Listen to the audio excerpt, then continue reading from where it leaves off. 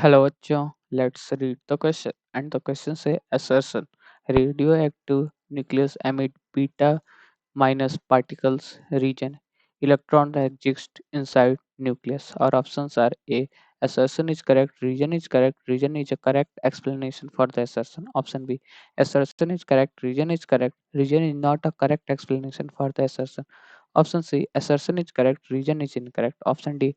Assertion is incorrect. Region is correct. तो basically अगर देखें इस क्वेश्चन को सॉल्व करने के लिए जो की कॉन्सेप्ट यूज होगा की concept to solve this question is अगर हम लोग देखें बीटा माइनस डीके अगर देखें तो बीटा माइनस डीके में क्या होता है कि जो एक न्यूट्रॉन होता है वो टूट जाता है एक प्रोटॉन प्लस एक इलेक्ट्रॉन में और ये फिर ये रिलीज हो जाता है एक प्रोटॉन और एक इलेक्ट्रॉन में टूट जाता है और फिर ये जो इलेक्ट्रॉन है वो रिलीज हो जाती है मतलब कि ये बाहर चला जाता है तो अगर देखें तो एसर्शन ये तो सही है radio active emit beta minus particle ये तो हो गया और रीजन क्या दिया हुआ है कि बीटा माइनस पार्टिकल क्यों रिलीज हो रहा है electron exist inside the nucleus ये तो गलत हो गया क्योंकि इलेक्ट्रॉन जो है वो एग्जिस्ट एग्जिस्ट थोड़ी कर रहा है पहले से एग्जिस्ट नहीं कर रहा तो जो हम लोग के पास पार्टिकल है